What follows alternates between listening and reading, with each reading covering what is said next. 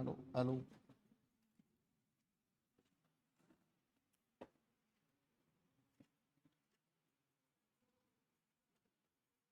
देखिए, आज हम पढ़ने वाले अनुकरण सिद्धांत।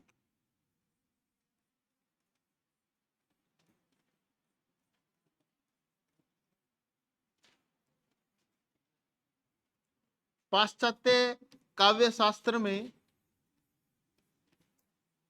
तीन नाम आरंभ में बड़े महत्वपूर्ण हैं। एक सुकरात है, एक प्लेटो है, उसके बाद अरस्तु है। अरस्तु के बाद हम देखें लॉन्जाइनस है ना, लॉन्जाइनस है।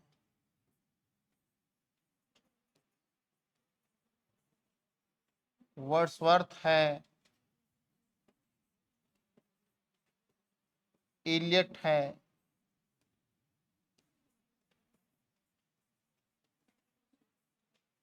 क्रोचे है,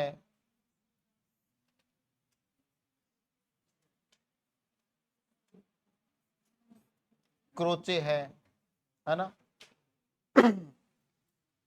कोलरिज, कोलरिज है।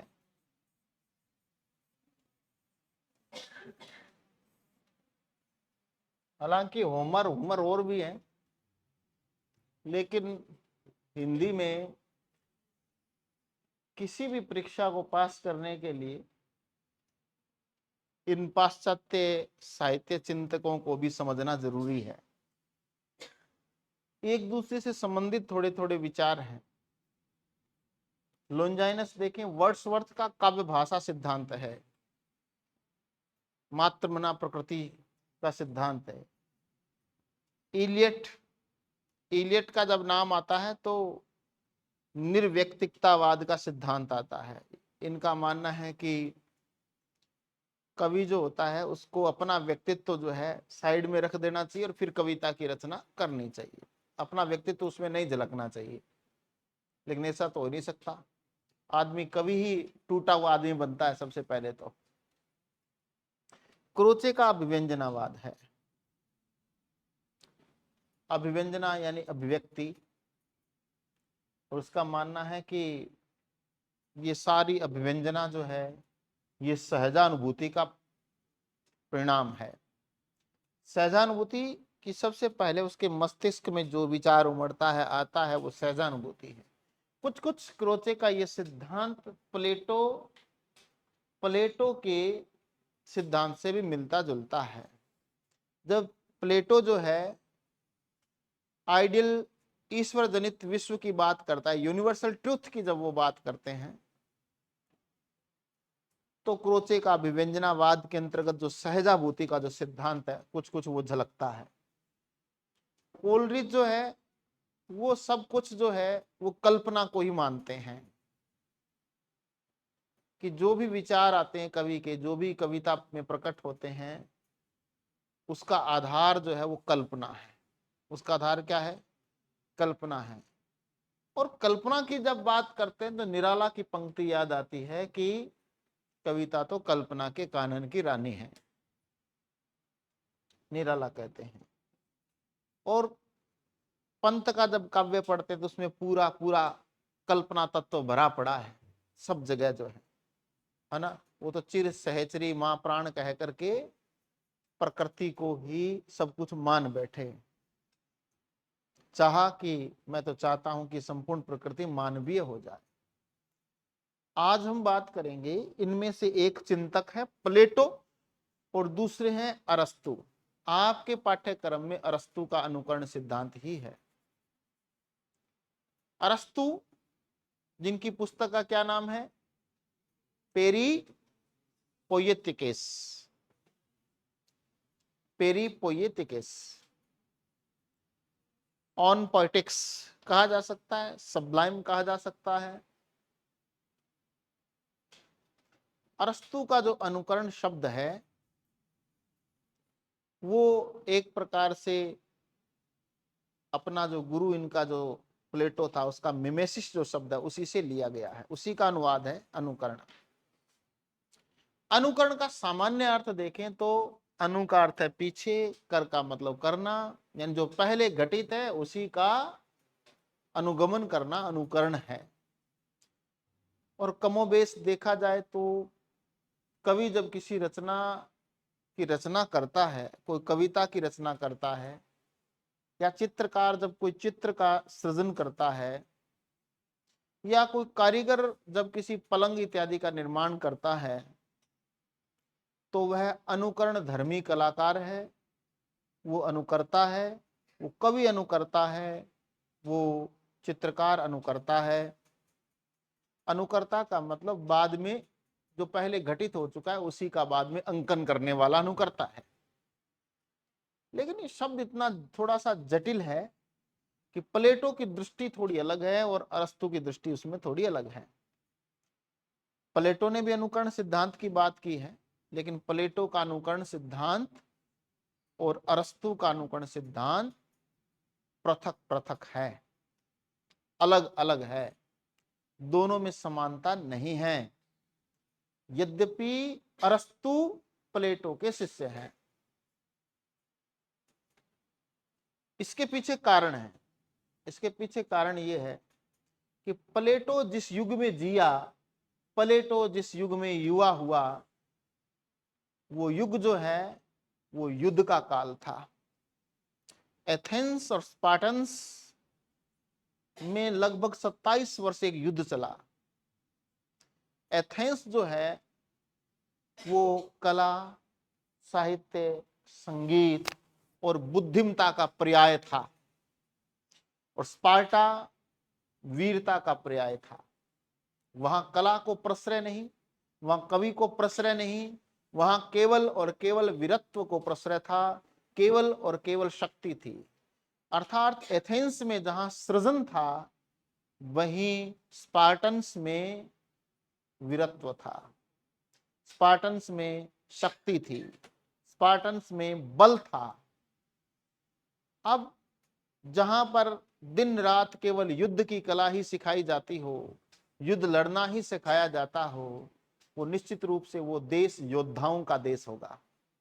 और जहां पर कलम की बारीकी सिखाई जाती हो, जहां पर चित्रकला सिखाई जाती हो, वहां पर कला प्रिय, साहित्य प्रिय बुद्धिजीवी पैदा होंगे। और बुद्धिजीवी जितना बड़ा होता है वो उतना बड़ा कायर होता है। एथेंस जैसे विशाल साम्राज्य को जब प्लेटो ने हारते हुए देखा, उसने अपने देश को हारते हुए देखा, तो उसके मन में एक बात आई, क्या कि ये जो कला है ये मिथ्या है, ये कवि हैं, ये क्षुद्र भावों को पालने वाले हैं। भय, करुणा, त्रासदी, ये जो क्षुद्र भाव हैं, इन क्षुद्र भावों का अनुकरण कविता में नहीं किया जाना चाहिए, किंतु कवि लोग इन भावों का अनुकरण करते हुए जनता को कमजोर करते हैं। ऐसे लोग कमजोर हो जाते हैं और वे युद्ध नहीं जीत पाते। यानी कि वो हर चीज को उपयोगिता की दृष्टि से देखता है, नैतिकता की दृष्टि से देखता है। उसके काव्य चिंतन में दो प्रमुख शब्द हैं, एक उपयोगितावाद और दूसरा है नैतिकतावाद। उपयोगितावाद और नैतिकतावाद। वो कहता है कि वो कविता जिसमें नैतिकता नहीं हो, जो राष्ट्र का निर्माण नहीं कर सके, जो राष्ट्र के विकास में योगदान नहीं दे सके, वो कविता कविता नहीं है। ऐसे कवियों को गोली मार देनी चाहिए, ऐसे कवियों को राष्ट्र से बाहर कर देना चाहिए। प्लेटो ये मानता है, क्योंकि उसको दुख था अपने देश को हारते हुए देखना। प्लेटो का जो गुरुकुल था, प्लेटो कहा भी करता था, प्लेटो के गुरुकुल में अरस्तु का जब प्रवेश होता है, तो अरस्तु, यद्यपि अरस्तु जो है वो संभ्रांत परिवार से था, प्रतिभाशाली परिवार से था और संपन्न परिवार से था, लेकिन उसकी बौद्धिकता का कोई सानी नहीं था, दूसरा पर्याय नहीं था। इतना बुद्धिमान था कि प्लेटो कहा करता था कि मेरा जो गुरुकुल है उसके दो भाग हैं,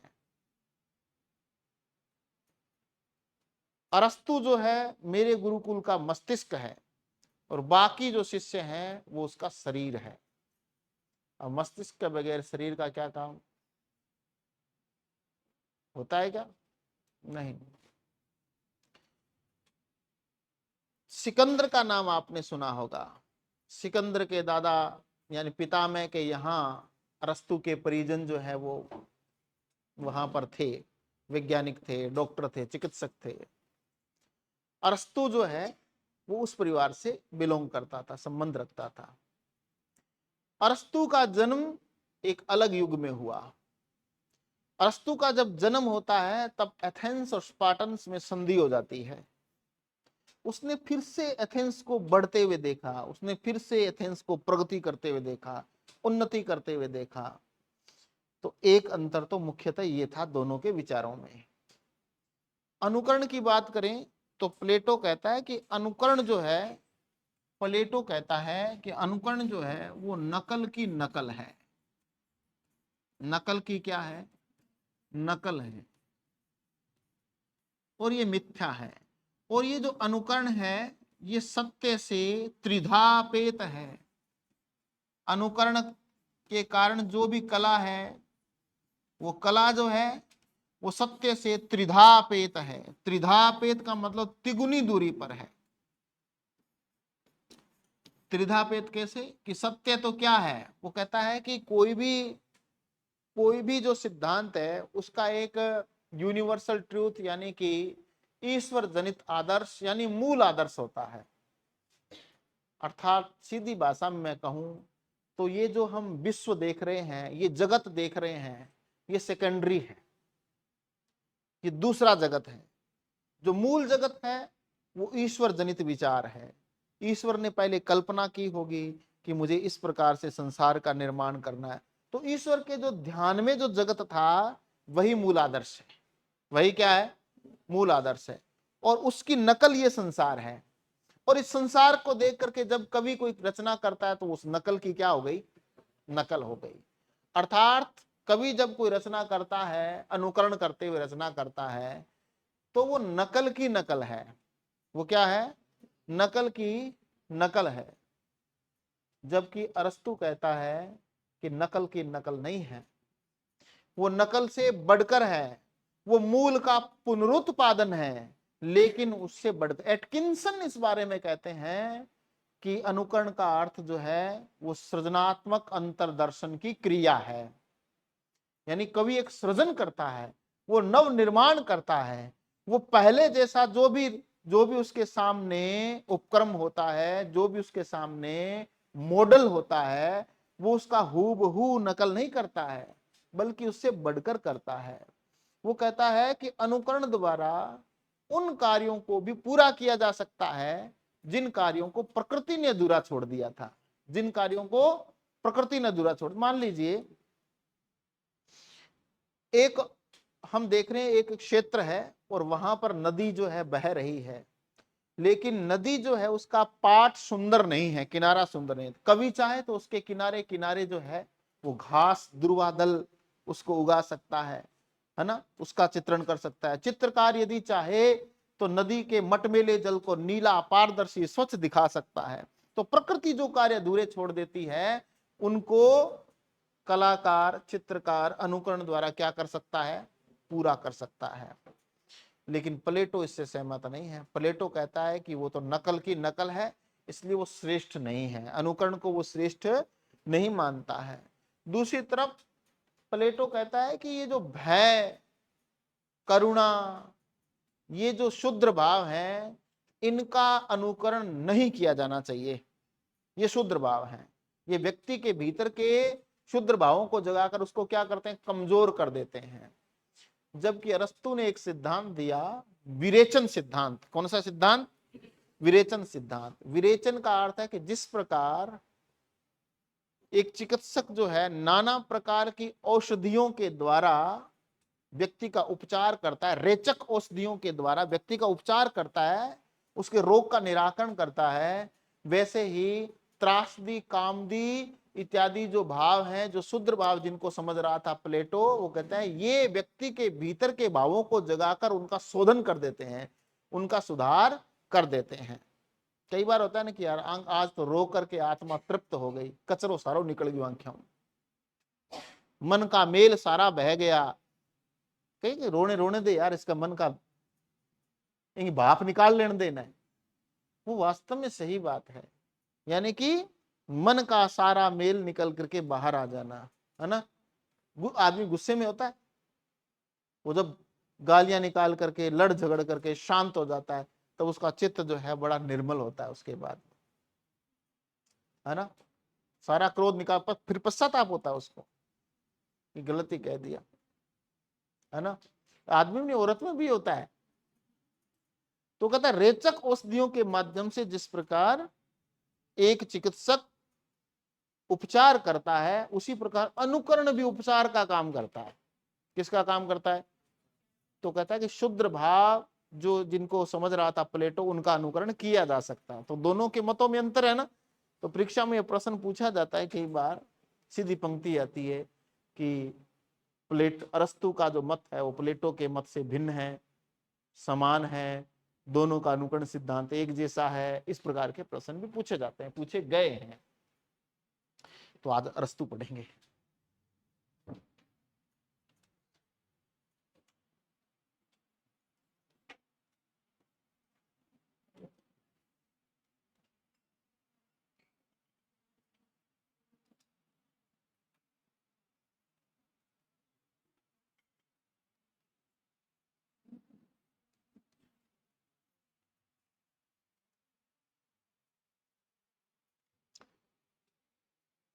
देखो, सबसे पहले आप लिखिए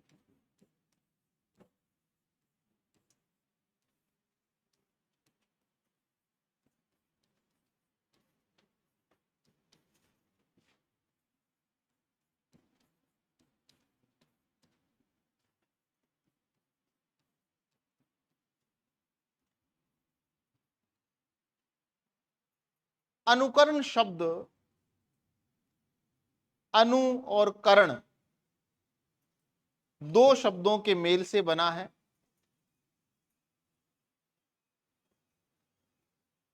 अनु का अर्थ है, अनु का अर्थ है पीछे, करण का अर्थ है करना या चलना।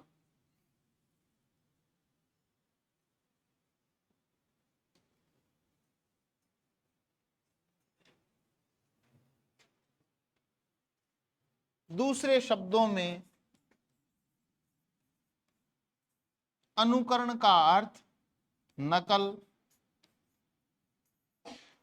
नकल, प्रतिकृति, अनुकृति,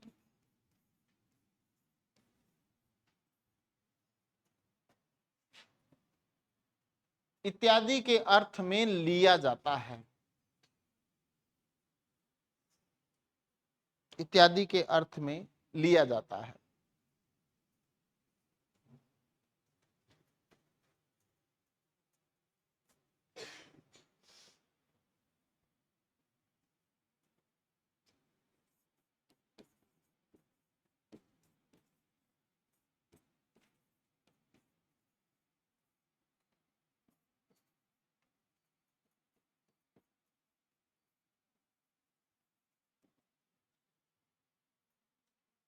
पाश्चात्य काव्यशास्त्र में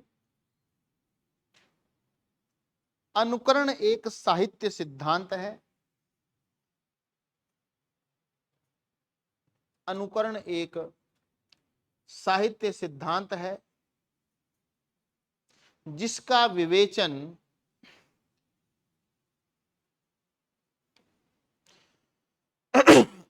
जिसका विवेचन प्लेटो और तत्पश्चात अरस्तु ने किया है।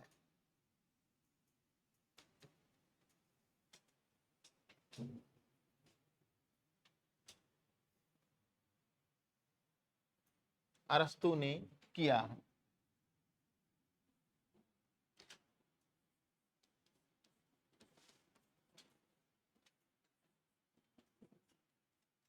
अब हम पढ़ेंगे अरस्तु व अनुकरण।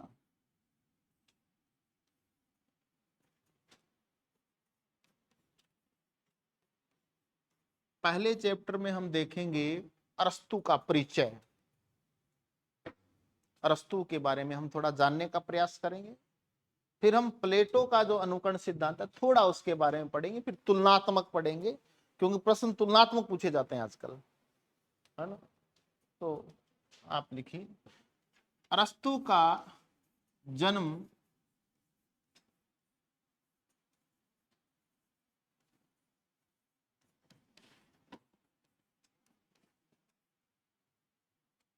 तीन सौ चौरासी ईसा पूर्व में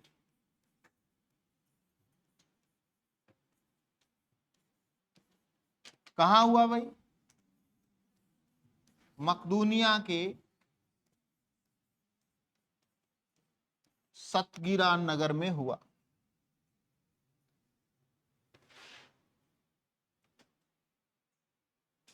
मकदूनिया के सतगिरा नगर में हुआ। नीचे लिखिए, मकदूनिया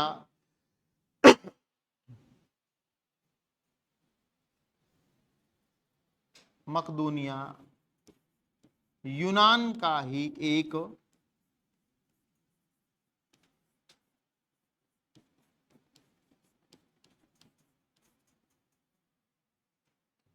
यूनान का ही एक प्रांत या राज्य है।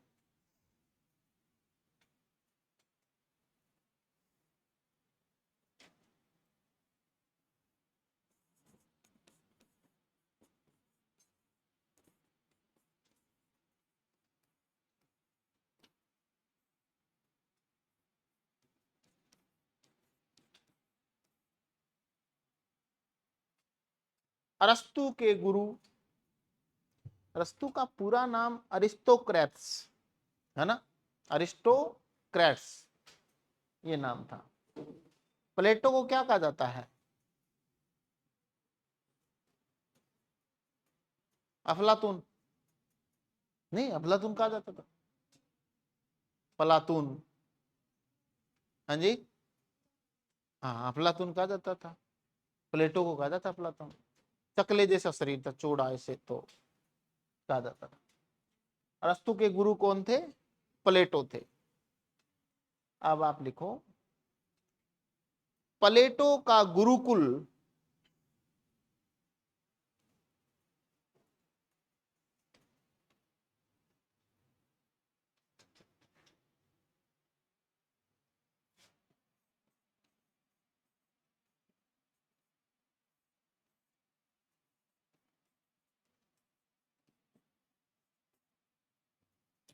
प्लेटो का गुरुकुल एथेंस में था। एथेंस में, एथेंस में था।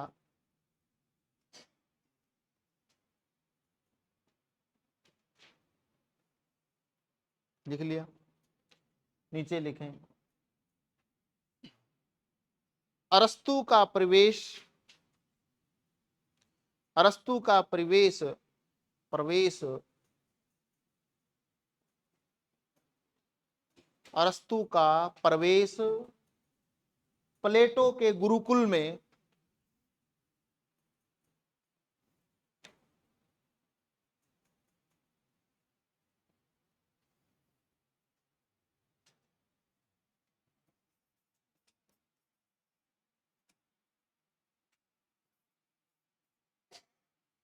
प्लेटो के गुरुकुल में हेरमियास के साथ हुआ। किसके साथ हुआ? हेरमियास। हेरमियास कौन था? देखो, हेरमियास था एशिया माइनर का शासक, और इसका जो संबंध था वो किससे था? सिकंदर के परिवार से था। किसके परिवार से था? सिकंदर के परिवार से था। देखियो, हेरमियास जो है, हेरमियास की एक दत्तक पुत्री बिथियास थी। कौन थी? बिथियास। हालांकि ये प्रश्न ऐसे पूछे नहीं जाते, लेकिन स्टोरी थोड़ी बता रहा हूं आपको। ये राज परिवार से था हेरमियास जो है। अरस्तु बड़ा प्रतिभाशाली था और अरस्तु को भी ये विश्वास था कि प्लेटो की मृत्यु के पश्चात इस गुरुकुल का जो इंचार्ज है वो उसको बनाया जाएगा, है ना। इंचार्ज यानी कि इसका जो कर्ता धर्ता है वो उसको बनाया जाएगा। लेकिन वैसे ही जैसे एक देश में, जैसे हमारे यहाँ हम राजस्थान में रहते हैं तो भारतवासी सारे, इधर हम राजस्थान, इधर पंजाब, है ना। तो राजस्थान में राजस्थानी को वरीयता देंगे कि पंजाबी को वरीयता देंगे? राजस्थानी को। यहाँ चुनाव लड़े एक पंजाबी एक राजस्थानी के, अपने राजस्थानी भाई को दें वरीयता। तो उसी प्रकार प्लेटो के गुरुकुल में, हालांकि दो अलग अलग राज्य से थे, तो प्लेटो के गुरुकुल में जो एथेंस के जो लोग थे उन्होंने अरस्तु को स्वीकार नहीं किया और विदेशी मान करके बहिष्कृत किया। तो वहां से ये एशिया माइनर का जो शासक था, इसका साथी था हेरमियास, जो इसके साथ पढ़ता था, इसके यहाँ आ गया। इसने अपनी जो दत्तक पुत्री थी उसका विवाह इसके साथ कर दिया, विथियास का, और साथ में बहुत सारा धन दिया। उस धन की सहायता से अरस्तु जो है उसने कुछ नौकर रखे, और वो नौकर क्या काम करते थे कि वो अरस्तु के लिए शोध की सामग्री जुटाने का काम करते थे। और अरस्तु जब मरा तो उस मरने से पहले एक उसने वसीयतनामा लिखा, और उस वसीयतनामे में उसने अपने जितने भी अपने जो अधीन जो 1000 जो उसके जो सेवक थे, जो दास थे, उनको उसने मुक्त कर दिया और मुक्ति का एक घोषणा पत्र लिखा। उसको दासत्व की मुक्ति का प्रथम घोषणा पत्र कहा जाता है। दासत्व से मुक्ति का प्रथम घोषणा पत्र। ये तो एक कहानी हुई। अरस्तु ने जो पुस्तक लिखी, कौन सी पुस्तक लिखी? पेरी पोयेटिकेस। ध्यान रखना, ये पेरी पोयेटिकेस ये काव्य शास्त्र से संबंधित ग्रंथ है। और जो हम लोंजाइनस का पढ़ते हैं वो भाषण शास्त्र से संबंधित है। लोंजाइनस का कौन सा ग्रंथ है? पेरी इप्सुस।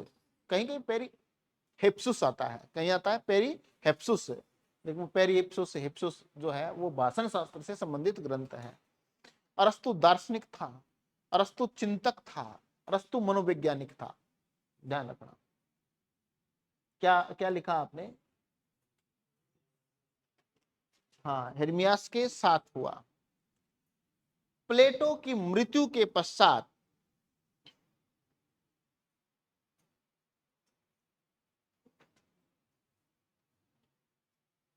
प्लेटो की मृत्यु के पश्चात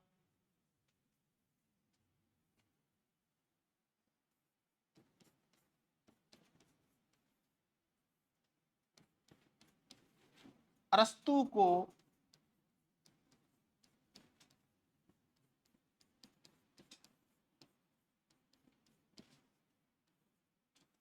प्लेटो के गुरुकुल से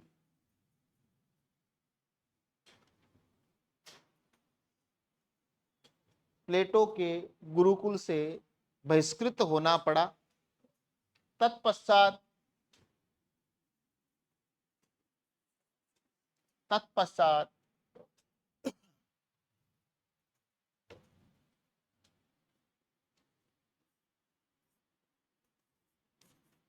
अरस्तु अपने मित्र हेरमियास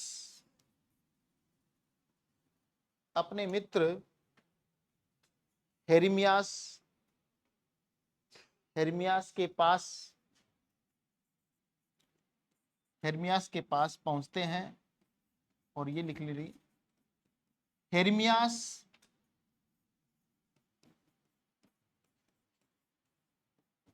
एशिया माइनर का शासक था।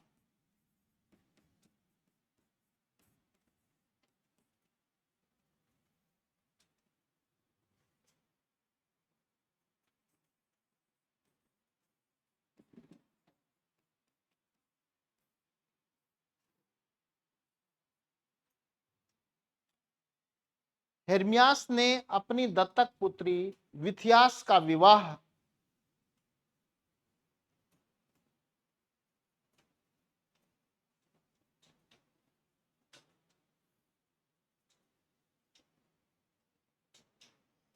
विथियास का विवाह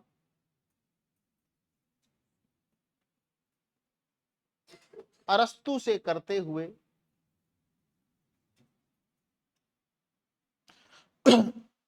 अरस्तु से करते हुए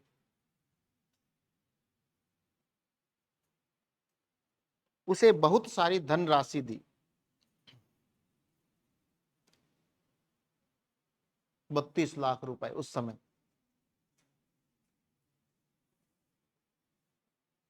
आज सोचो कितने होंगे।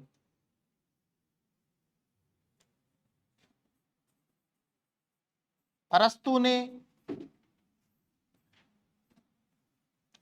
ने शोध के लिए उस धनराशि से 1000 दासों की नियुक्ति की।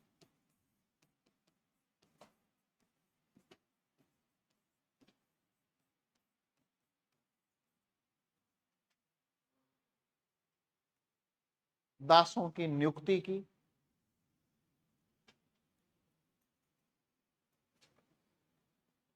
अपनी मृत्यु से पूर्व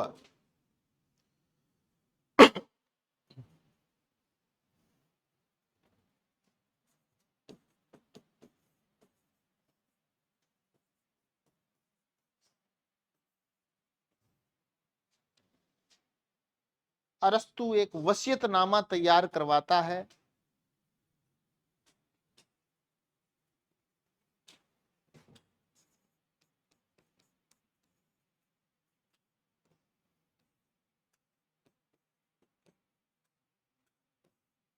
जिसे जिसे दासत्व से मुक्ति का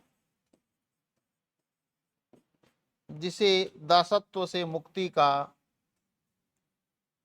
प्रथम घोषणा पत्र कहा जाता है।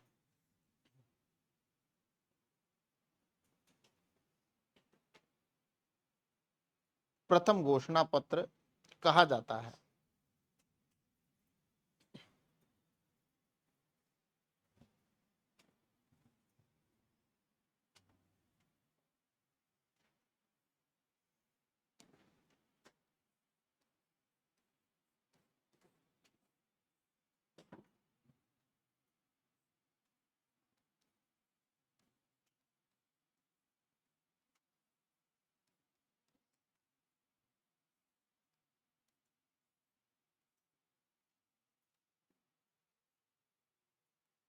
रचना कौन सी इनकी?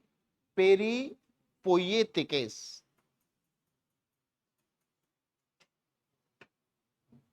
पेरी पोइएटिकेस।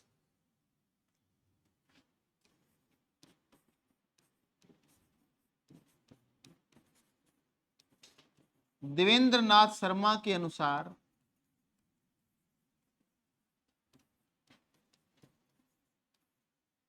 देवेंद्र नाथ शर्मा के अनुसार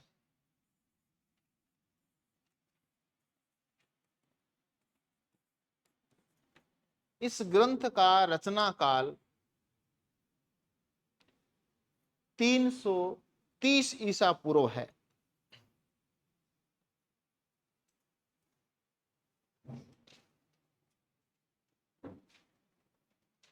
330 ईसा पूर्व है।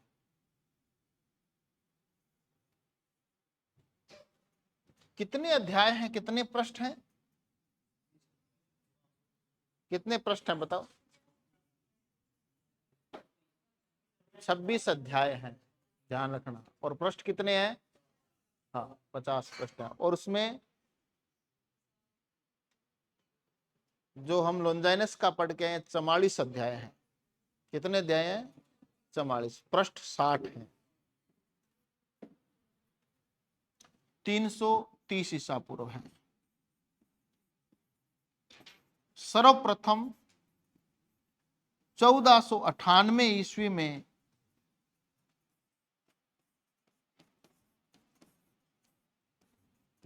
हजारों वर्षों की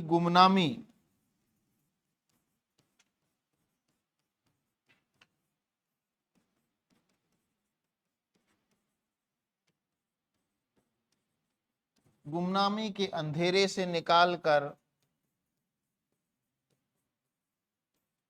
इतावली विद्वान कौन थे? वाला। वल्ला नहीं, वाला। इतावली विद्वान वाला ने कौन सी भाषा में? लेटिन भाषा में। इतावली विद्वान वाला ने लेटिन भाषा में, लेटिन भाषा में इस ग्रंथ का अनुवाद प्रकाशित करवाया।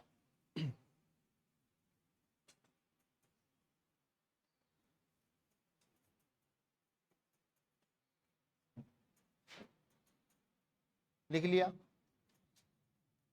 1498 ईस्वी में लेटिन भाषा में इसका अनुवाद करवाया।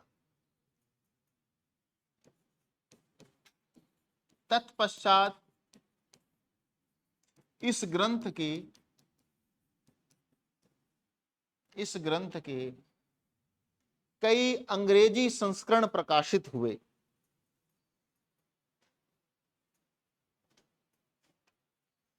कई अंग्रेजी संस्करण प्रकाशित हुए।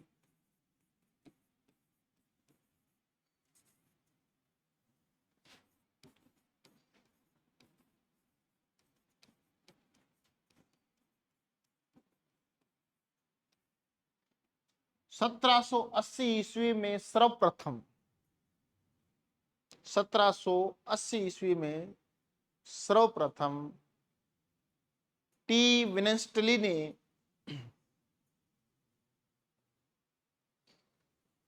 टी विनेस्टली विनेस्टली विनेस्टेनली है। टी विनेस्टेनली ने अंग्रेजी भाषा में ऑक्सफोर्ड यूनिवर्सिटी, कौन सी यूनिवर्सिटी? ऑक्सफोर्ड यूनिवर्सिटी से ग्रंथ का अनुवाद प्रकाशित करवाया।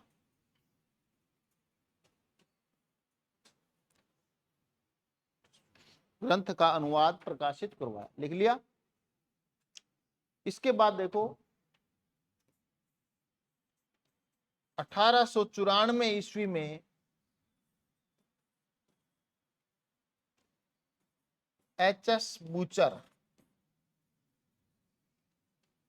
1894 ईस्वी में एच.एस. बूचर ने अंग्रेजी संस्करण प्रकाशित करवाया।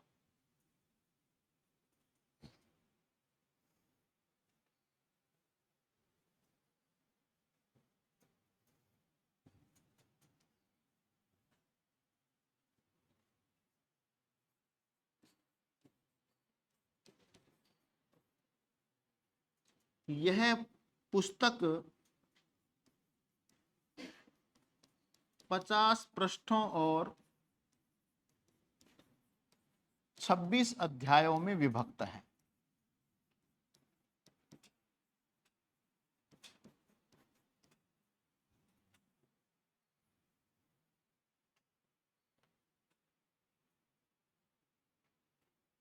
छब्बीस पृष्ठों और 50 पृष्ठों और 26 अध्यायों में विभक्त है।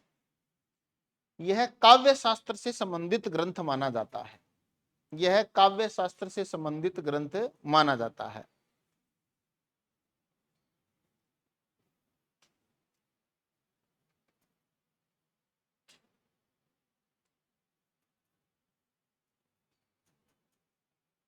काव्य शास्त्र से संबंधित ग्रंथ माना जाता है।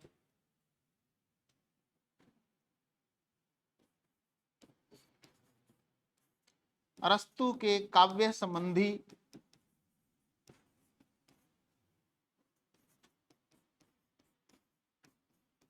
अनुकरण, विरेचन,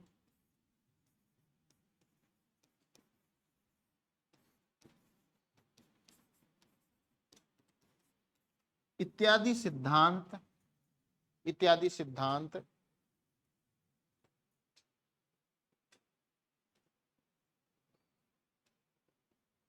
इस पुस्तक में वर्णित है।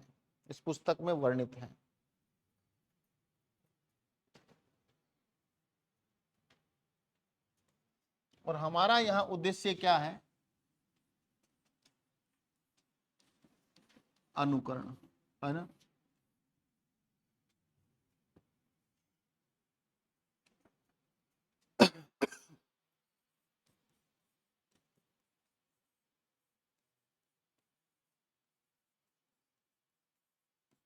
अरस्तु ने अनुकरण शब्द, अनुकरण को अंग्रेजी में क्या कहते हैं? इमिटेशन। और उसको मिमेसिस नाम किसने दिया? प्लेटो ने, है ना। तो मिमेसिस शब्द जो है वो प्लेटो से ही ग्रहण किया। किसने? अरस्तु ने। ना लिखो, अरस्तु ने अनुकरण शब्द अपने गुरु प्लेटो से ही ग्रहण किया।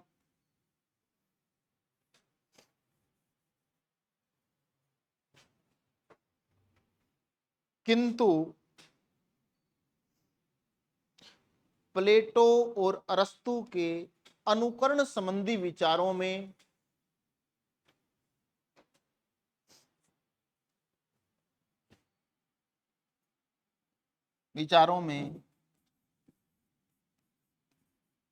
पूर्णतया भिन्नता है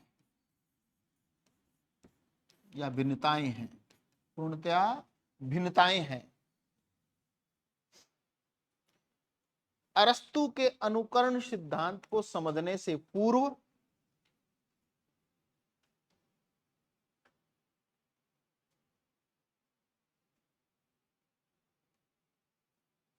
प्लेटो के अनुकरण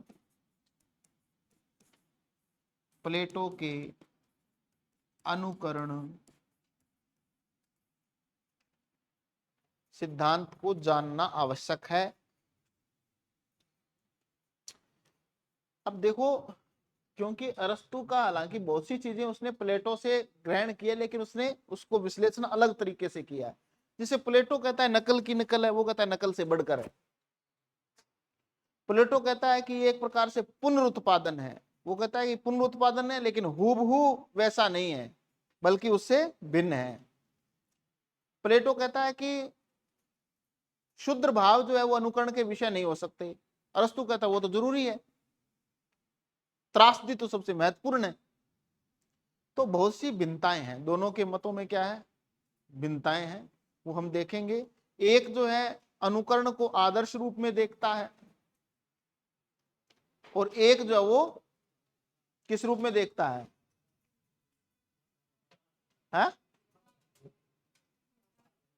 यथार्थ रूप में। क्योंकि प्लेटो कहता है कि अनुकरण जो है वो यथार्थ प्रत्यंकन है, हूबहू वैसा का वैसा अंकन है।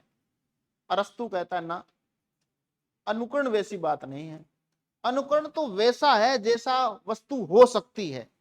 इतिहासकार और कवि दोनों में अंतर स्पष्ट करते हुए कहते हैं कि इतिहासकार तो उसका वर्णन करता है जो घटित हो चुका है, और कवि जो है उसका वर्णन करता है जो घटित हो सकता है।